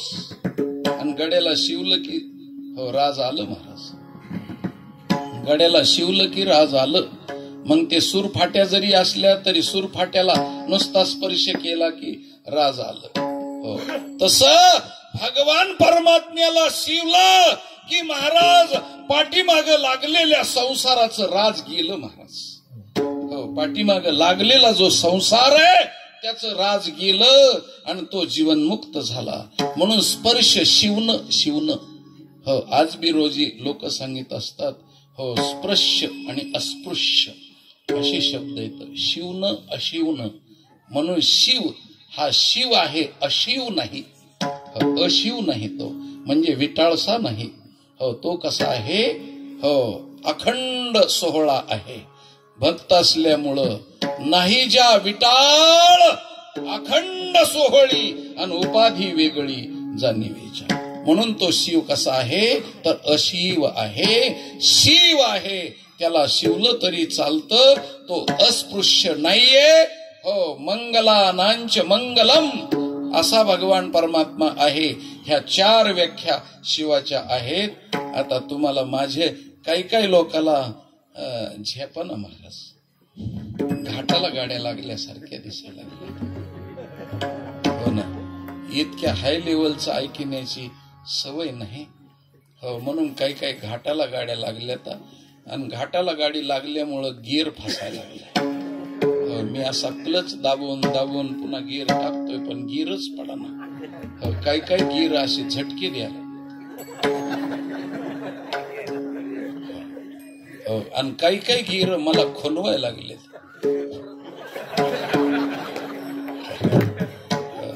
तुमच्या भागात जास्त कुठं कीर्तन नाही केलं, इथं आपल्या माटी फळला तिथं केलेलं आहे तेवढं. आणि त्याच्यावरून पुन्हा आजचं मला दुकानात गिऱ्हाईक लागलंय हे त्यांच्यावर. म्हणून त्याच्याकरता काही ओळखी ठेवल्या त्या आणि त्याच्यामुळं न घाबरता काही मला मानानं खुणवायला लागले. तर झोपलेले माणसं म्हणतात, महाराज तुम्ही आता काय दिवा लावणार आहे ते कळलंय, तुम्ही आता बसा. काही बिचारे मानानं खुणवित आणि काही भोळे भाबडे ते डोळ्याच्या खुणा करतील.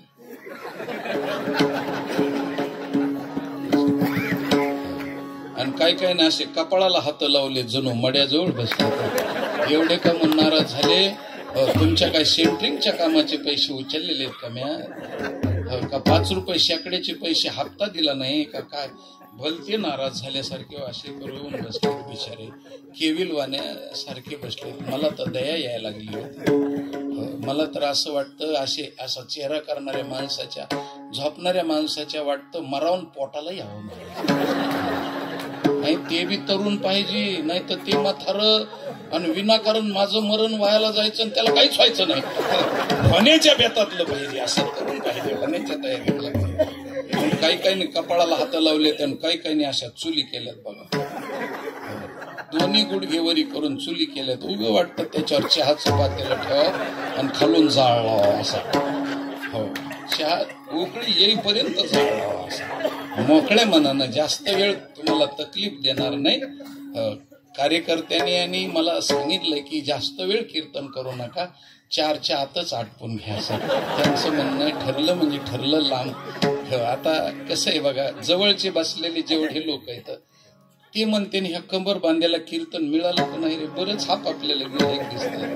हे पहिला शेवटचा टाइम, ह्याच्या नादाला पुन्हा परत लागायचं. पण जे कीर्तन करायच्या 10व्याला आल्यासारखी लांब बसलीत ना, आपल्याकडे 10व्याला बसतेत ना माणसं, असं लांब बसतात. कावळा शिवस तर कावळा शिवला की तिकडच निघून जायचं. असे काही 10व्याला बसल्यासारखे ते लांब. ते म्हणले सुटलो गाड्या आपण, इतक्या लांबचं नकोच आहे आपल्याला. म्हणून ते पहिल्यांदाच तशा पद्धतीनं बसले. हुशार माणसं आहेत ते. असे जवळ येत नाहीत महाराज ते, कारण 50 वर्ष झालं ते कधीच जवळ आले नाहीत. आणि आता कशाला येते बिचारे, थोडक्यासाठी कशाला पाठवते, नाही पाठवणार ते असं. म्हणून खरी गोष्ट सांगतो, काही मला मानानं खुणवायला लागले. तर कारण पूर्वीच्या काळामध्ये लोक, महाराज जे जुने लोक आहेत ना, त्यांचे नवरा बायकोच्या खुणा असायच्या बघा. 4 लेकर होईपर्यंत बोलतच नसत ते. कारण 5 पत्राचे घर, बारीक 5 जण भाऊ, त्याच्यामुळे त्या बायकोला बोलायचा चान्सच नाही ना महाराज, चान्सच नाही. बरं, लहान मुला देखता बोलावतं पांचटपणा होतो, मोठ्या माणसा देखता बोलावतं उपमर्द होतो. म्हणून ते मनातली मनात पुडायचे असे. आणि मग त्यांनी आकार पाहून तिला नुसतं खुणवायचं असं, होय बरी करायची असं खुणविलं. त्यांनी नुसतं असं हे करायचं आणि ही होय असं करायचं. आणि मग तिने ही नागपुडी वरी करायची आणि ही बाजू खाली करायची अशी.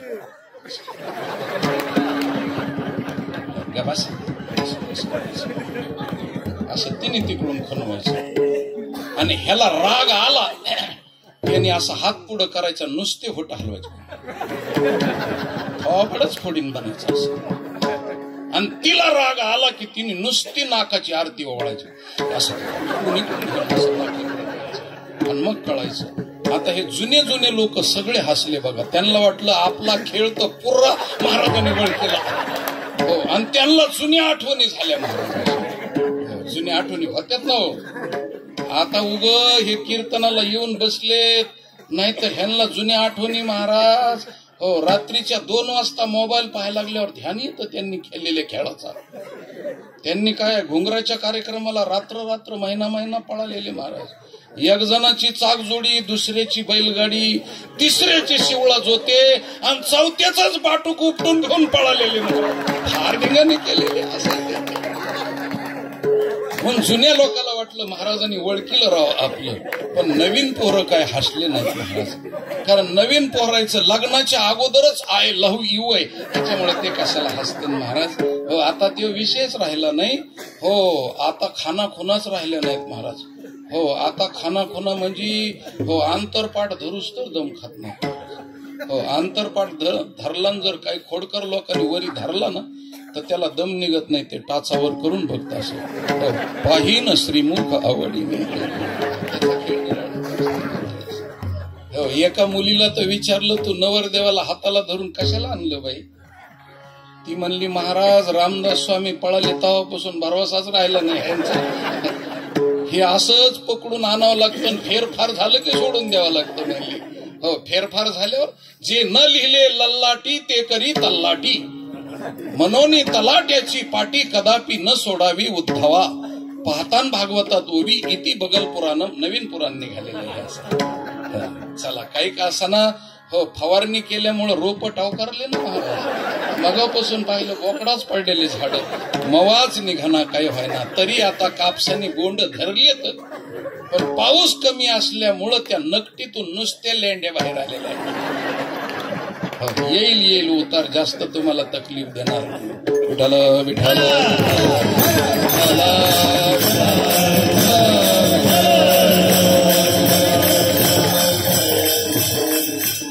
हो चला आता वापशा खाली जमीन आली थोडस पेरून घेऊ महाराज.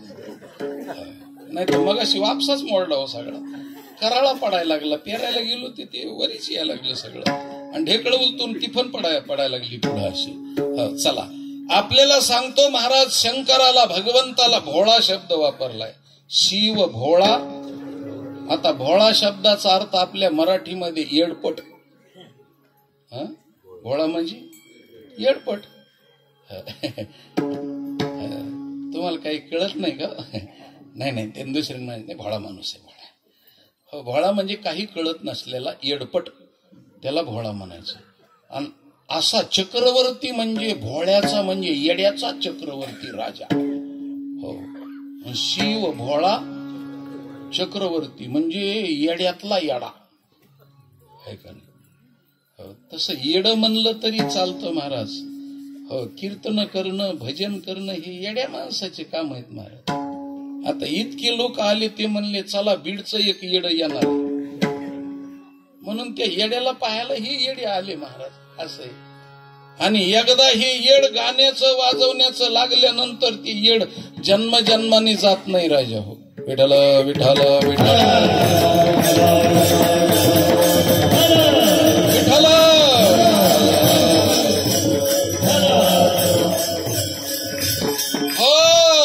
आमची दिंडी आळंदीहून पंढरपूरला जाते त्यावेळेस येरवाड्याच्या दवाखान्यात जोडून जाते.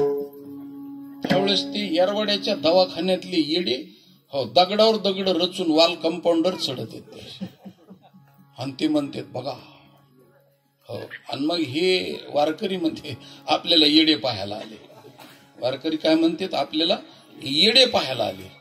हे वारकऱ्याचं बरोबर आहे पण ते येडे त्यांच्यातले त्यांच्यात म्हणते बघा बघा येडे चालले पंढरपूरला. हो ना महाराज येड्याचाच बाजार आहे ना. हो काय शान्याचा आहे का महाराज. तुकोबरायने सांगितलं वेडा झालो वेडा झालो वेडा झालो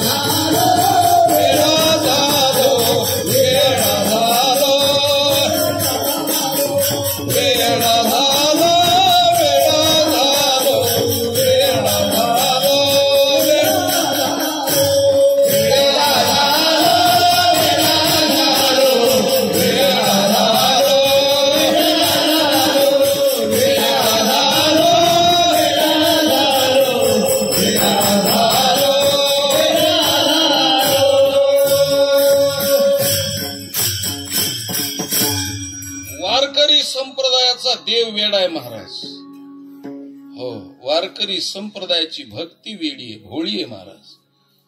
आणि वारकरी संप्रदायाचे संत भोळे आहेत महाराज.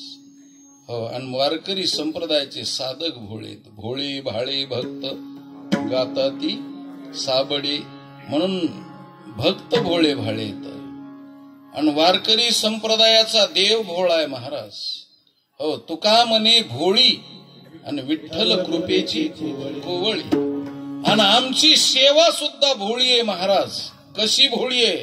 तुका म्हणे देवा आणि हेच माझी भोळी. आता भोळी म्हणजे येडपट नाही, तर भोळी म्हणजे अनन्य, एकनिष्ठ असते त्याला. अन्य आश्रया नाम त्यागो ही अनन्यता इति भोळेपण.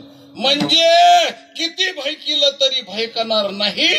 हो, आणि किती बी वारकऱ्याला म्हटलं पंढरपूरची वाडी सोडून साईबाबाला जायचंय, तर खरा वारकरी साईबाबाकडे जाणारच नाही महाराज.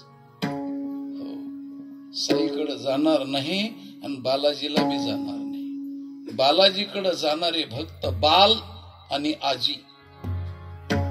बाल म्हणजे लहान लहान लेकर, म्हणजे लहान लेकराला जेवढं समजत तेवढेच बाल. आणि आजी म्हणजे म्हातारे 65 वर्षाच्या पुढची. त्यांना काही कळत नाही, म्हणून तर सरकारनं दोन्ही बी हात तिकिटात घातले. म्हणून बालाजीकडे जाणारे केवढे बी शिकलेले असू द्या, ते बाल आजी येत. म्हणजे लहान मुला इतकी आणि म्हाताऱ्या इतकी त्यांच्याकडे ज्ञान आहे, म्हणून तिकडे जाते. आणि ज्ञानी वारकरी पंढरपूरला जातात. हो, कुठे बी जात नाहीत. हो, संतोषीमान फुटाने खा. आणि कोणीकडं साईबाबाकडे नाही, मसुबा बिरुबाकडे बी नाही, खंडोबाकडे बी नाही. हो, म्हणून फक्त पंढरीचे वारकरी ते अधिकारी मोक्षाचे. म्हणून एकनिष्ठता ज्याच्यामध्ये असते, प्राण गेला तरी हरकत नाही, पण ती वारी सोडणार नाही. प्राण गेला तरी हरकत नाही, पांडुरंगाच्या भक्तीला सोडणार नाही. म्हणून प्राणाची बाजी लावणारे जरी हे आकाश वर पडो पाहे. हो, ब्रह्मगोळ भंगा जाय. हो, आमच्या भानुदास महाराजांनी सांगितलं, वड वानळ अग्नी खाये परी मी तुझीच वास पाहेगा. विठोबा, दारिद्र्यातला संसार असला, एक मुलगा अन्न करून बायको मेली आणि सगळं द्रव्य गेलं आणि अन्नाचा हो आणि हाताची तोंडाची गाठ पडली नाही महिना, तरी तुकाराम महाराजांनी भजन सोडलं नाही महाराज. ही एकनिष्ठता असते, त्याला भोळे पण म्हणतात. आणि अशा सगळ्या भोळ्यांचे राजे म्हणजे शंकर परमात्मा आहेत. म्हणून पहिले वैष्णव आणि पहिले विष्णूचे पांडुरंगाचे भक्त आमचे शंकर परमात्मा असल्यामुळं माझ्या नाथ महाराजांनी सांगितलं, शिव भोळा चक्रवर्ती आणि त्याचे पाय माझे जिद्दी. वारकरी आहेत महाराज, वारकरी शंकर परमात्मा आदिनाथ गुरु सकळ सिद्धांचा आणि मत्स्येंद्र तयाचा मुख्य शिष्य आदिनाथ पहिले हो, वैष्णव कोण असतील जगातले पहिले वैष्णव शंकर आहेत. म्हणून गाणगापुरावरून हो शिंगणापुरावरून शंकर परमात्मा वारी करायला निघायचे. त्यावेळेस पार्वती मातेनं सांगितलं, मला बी यायचंय, निघ चल म्हणते. दोघही निघाले. त्यावेळेस पण आता म्हटले, बायको निघाली म्हणल्यानंतर 4 व्हीलर गाडी काढली पाहिजे. मी आपला एकटाच आत होतो पायी, पण आता पत्नी निघाली म्हणल्यावर सुकुमार आहे, तिला 4 व्हीलर गाडी पाहिजे. म्हणून 4 व्हीलर गाडी काढली म्हणजे नंदी, ही 4 चाकाची गाडी. मग आता 2 जण नवरा बायको बसले गाडीत. मग पोरग बी माग लागलं महाराज. गणपती लागतं पोरग माग. आपण बी बघा ना, म्हातारी निघाले की नातू लागतोच माग. हा, आणि नातू म्हणजे म्हाताऱ्याचं चक्रवाढ व्याज. हो, मुद्दल म्हणजे मुलगा आणि नातू म्हणजे चक्रवाढ व्याज. हो, ज्यांनी कधी मुलाला खांद्यावर घेतलं नाही आणि कधी जवळ येऊ दिलं नाही आणि डोळे वटारले, ती आता 17 किलोचे कार्टे खांद्यावर घेऊन दिवसभर उभी राहते. हो, नातवाला हो, अर्ध्या किलोचा विनाकारण घेत नाही तर, पण म्हातारं दमत नाही महाराज 17 किलोचं पोरग घेऊन बी. कारण आता त्याला हो, कारण त्या म्हाताऱ्याला नाताशिवाय कोण नाही आणि त्याला ह्याच्याशिवाय कोण नाही. दोघा जणांचं मित्रत्व आहे. म्हणून तर मगाशी म्हणलं दोघंही हाफ तिकीटलातले ते असे. मित्रत्व काय त्यांचं, त्याचं कारण आहे. मग ते दोघा जणांचं एकमेकाला करमतच नाही महाराज. मग ते लेकरं काय त्यांच्या मिशा वडतेन काय, पाठीवर हे करतेन काय, आणि मग पुन्हा अजून त्यांना रुपया द्यावा लागतो, 2 रुपये गारीगार घ्यायला, आणि मग त्यांचं गट्टी जमते असे मित्रत्व. मी गोष्ट कशा करता सांगतो. मुलगा पाठीमागे लागला. मग पार्वती मातेनं सांगितलं घ्या ना, एकुलता एक लेकरू घ्या. आता घेतलं त्याला, निघाले. पण पुढे गेल्यानंतर पंढरपुरात गेले की रेल्वे स्टेशनच्या पुढे गेल्यावर आषाढीची गर्दी पाहिली आणि पार्वती मातेला घाम घ्यायला लागले. ते म्हणले मी पुढे जाऊ शकत नाही, इथंच थांबते, तुम्ही देवाला भेटून प्रसाद घेऊन या. हो, तिथंच थांबले. ते पंढरपुरात रेल्वे स्टेशनच्या जवळ पद्मावतीचं ठिकाण आहे, तिथंच थांबले. मग हे बैलावर बसून हे 2 जण बापलेक निघाले. पण पुढे गेल्याच्या नंतर गर्दीतून वाट काढीत काढीत देवाच्या पुढे गेले. पण आता माणसाला चालता येईना, बैलाला कुठे न्यायचंय, म्हणून त्या नंदीला ठेवलं. ती आज बी पांडुरंगाच्या पुढे नंदी आहे महाराज. आणि मग हे 2 जण निघाले. गणेश पांडुरंग आपलं आमचे शंकर भगवान परमात्मा वारीला. पण मोठ्या पोटानं गणपतीचा हुसास कोंडायला. मग म्हणले मी इथंच टेकतो बाबा, म्हणून दरबारात तिथं गणपती टेकलेले इथं. आणि एकटे शंकर परमात्मा गेले.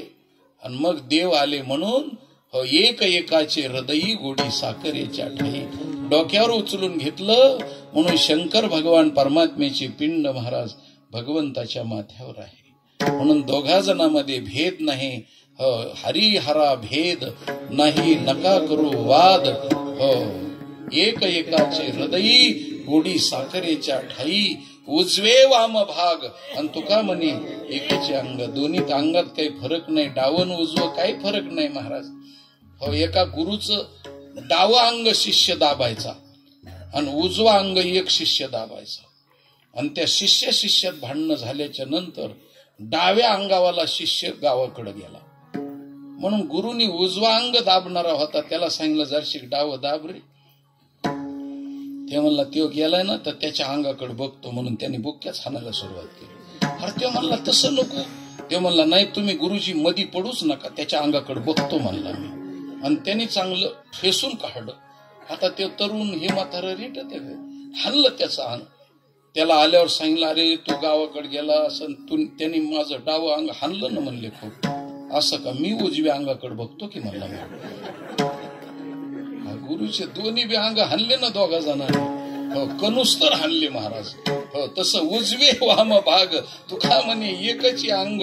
तसं शंकराची निंदा केली की पांडुरंगाला राग येतो आणि विष्णूची निंदा केली की शंकराला राग येतो. म्हणून फक्त महाराष्ट्रामध्येच हा वाद वारकरी संप्रदायात नाही, पण कर्नाटकात गेलात की विकोपाला वाद गेलेला आहे महाराज, विकोपाला. म्हणून मी म्हणतो अज्ञानी भक्त देवाच्या स्वस्वरूपाच्या ठिकाणी वाद निर्माण करतात. म्हणून वाद नाही, दोन्ही एकच अंग आहे, परब्रह्म परमात्मा आहे. आणि ही एकनिष्ठता म्हणजे भोळेपण आहे. म्हणून शिव भोळा चक्रवर्ती त्याचे पाय माझे चित्ती. वाचे वदता शिवनाम तयान बाधी क्रोध काम. कारण आपला इच्छित टाइम समाप्त झालाय महाराज. 11:15 वाजलेले. वेळ आपला 8:30 ते 10:30, पण 11:15 वाजलेले. आणि अजून बरंच पुढचे विधिविधानं राहिलेत. म्हणून मी तुम्हाला तकलीफ देत नाही. पण शिवरात्र काय, महारात्र काय, जीवरात्र काय, पुन्हा त्यानंतर वैऱ्याची रात्र काय, पुन्हा अजून नवरात्र काय, या सगळ्या पद्धतीनं खूप मोठा विषय आहे. आणि एका कीर्तनामध्ये हा विषय संपणारा नाही. खूप त्याला विषयाला पुन्हा खूप मोठी कलाटणी आहे, सगळे पैलू आहेत, त्याचे पुन्हा अजून कीळ आहेत, त्याच्यातल्या मार्मिक गोष्टी आहेत. खूप मोठं चिंतन आहे. एका विषयानं हे चिंतन समाप्त होणार नाही. म्हणून खूप मोठा विषय राहिला, पण सांगत बसायचं नाही. विहिरीत जेवढं तेवढं पाणी प्यायचं नाही, आपल्याला तहान लागली तेवढंच प्यायचं. तर विहिरीत जेवढं आहे तेवढं पेल्यावर पोट फुटन ना महाराज. हो, शिल्लक राहिलंय म्हणून सांगत गेलं तर हो माणसं तर राहायचीच नाही, पण लाईट बी राहायची नाही, सगळे फारकत देऊन निघून जातील. म्हणून त्याच्याकरता लोकांच्या मनाप्रमाणे वेळेप्रमाणे कीर्तनकारानं चिंतन करावं, एवढा दृष्टिकोन डोळ्यासमोर ठेवून मी या अभंगाचं चिंतन या ठिकाणी स्थगित करतो. आणि माझ्या माता भगिनी, श्रोतृवर्ग, अधिकार संपन्न टाळकरी वृंद सर्वांच्या पायावरती माझ्या कीर्तनाचं सेवेचं पुण्य अर्पण करतो. आणि त्या पुण्याच्या जोरावरती तुम्हाला हो सत्कीर्ती प्राप्त हो, तुमची भक्ती वृद्धिंगत हो, धनधान्य आयु आरोग्य संपत्ती संततीचा योग तुमच्या जीवनामध्ये घडो, एवढी अभ्यर्थना प्रार्थना अर्जदस्त विनंती करतो आणि माझ्या शब्दाला विराम देतो. विठोबा